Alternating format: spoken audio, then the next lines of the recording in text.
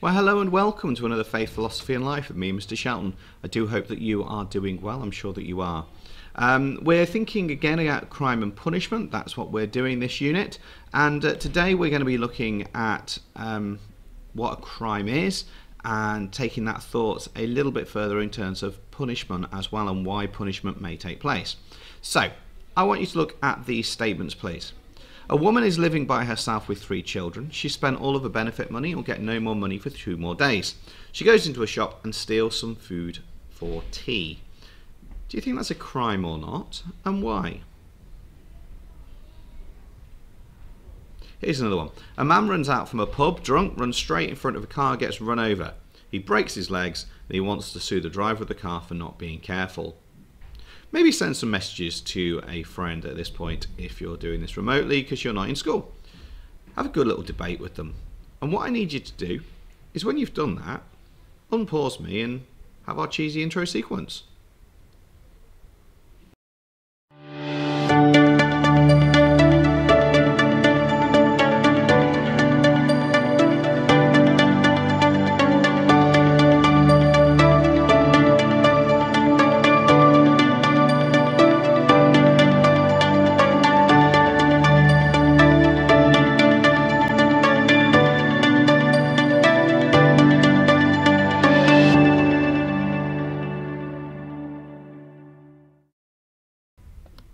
So our title today is Why Do People Get Punished? Why do people get punished? So today we're going to explore what Christians believe about punishment, and hopefully we'll be developing our extended writing skills as well. Do make sure you get the title written down as usual.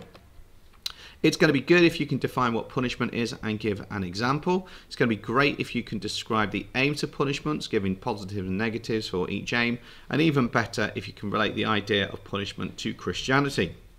So we're going to look at the idea of justice, we're going to be creatively thinking, and we're also going to have citizenship at the back of our mind. What makes us a good citizen? I had a conversation with a lawyer a few months back in the right context, and we were talking about judging and things like that, and everything I'm going to go through today really fits in with the concept of law and why Britain makes the decisions they do in terms of how to judge people. During today's lesson then, we're going to just quickly revisit our ranking exercise we looked at last time. We're going to define things, apply to some situations, and then have an evaluation question as well.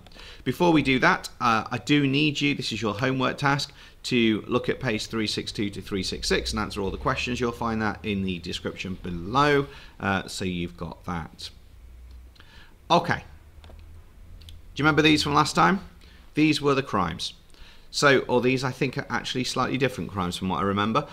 So again, what I'd like you to do is to re-rank these different crimes. And again, at the top is the crime that is the least worst to the crime that is the worst at the bottom. But next to them, I would like you to write what sort of punishment do you think should be given to people that do these. So what punishment would you give to someone who commits arson, which is where you set fire to a building or something? What punishment would you give to being in a gang, for example? So go through those now and just see what punishments you would give to any of these people, and then come back to me when you're done. So you'll need to pause me.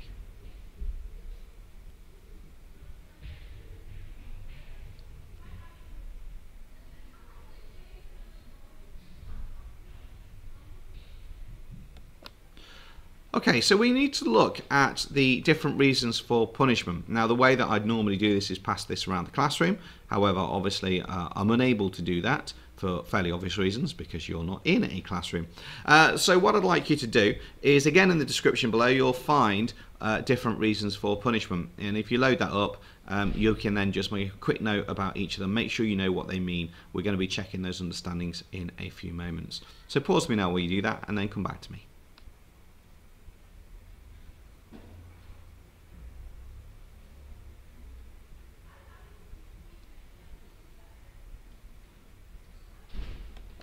Okay, so let's just see which we can link to which. So you've got the meanings on the left and the definitions on the right there. So if I said to you protection, what would you say protection is from this list?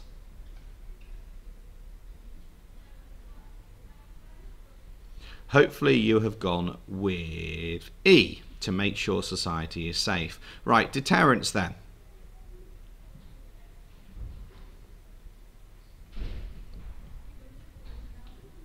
Okay, that hopefully you've gone with F, to put other people off from committing the same crime. What about reform?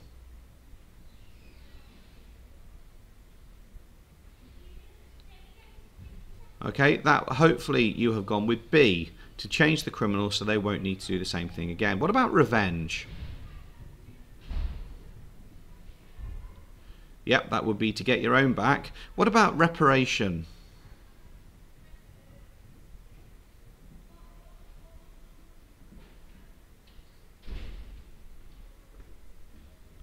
Okay, that would be to compensate the victim for the crime committed. And lastly, just society.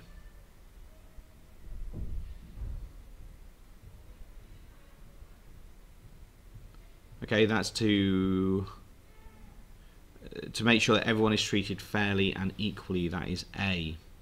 A couple of things for you to make a note of as well is the quote of an eye for an eye. An eye for an eye is a biblical quote that would fit the concept of revenge. That would be a Roman Catholic idea, so do make a note of that, please. We are doing RS rather than law.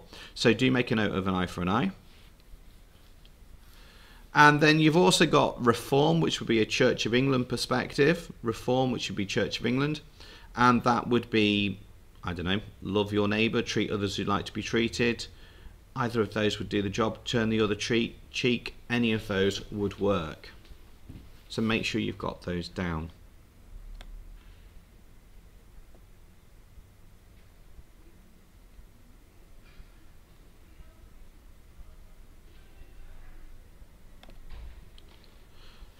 So, with that said, which do you think is the least useful purpose of punishment and why? And which would you say is the most useful purpose for punishment and why? So in your book, just do a couple of lines. Which is the least useful, which is the most useful reason for punishment? So pause me now while you do that and then come back to me.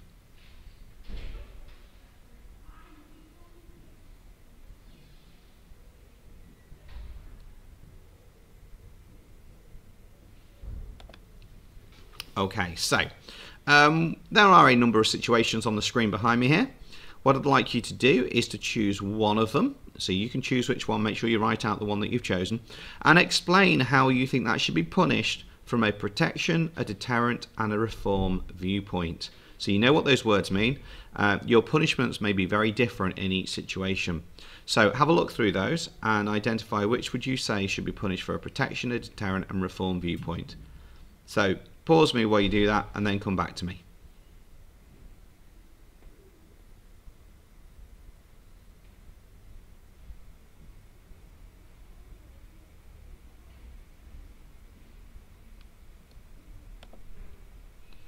Okay, so this is what I like to call forward purple pen.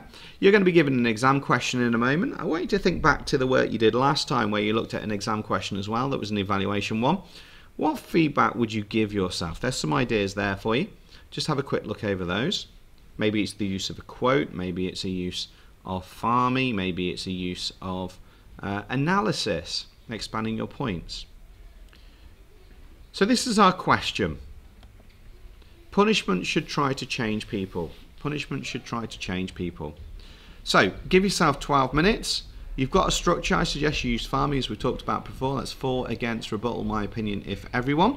So you've got to make sure you've got religion in that. You certainly have Church of England, Roman Catholic. It's dead easy to use. Make sure you use in terms like reform and deterrence and things like that. So pause me now while you do that and come back to me when you're done.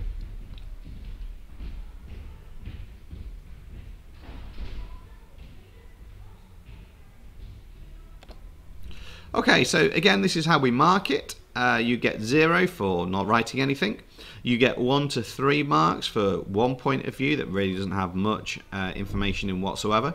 You get 4 to 6 marks if you've got 2 points of view that's sort of logical but no reference to religion. If you've got religion in that, I'm sure that you have, then you're going to be scoring higher than that. So you need to look at which ones you would grade yourself out of that. Maybe set yourself a target to improve for next time.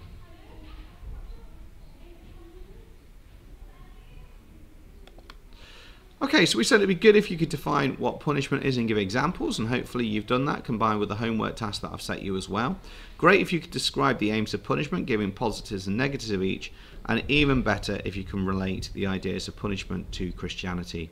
So I'm going to leave that there for today. Thanks very much for your time. Take care of yourselves, stay safe, wash your hands, God bless you. I'll be seeing you soon.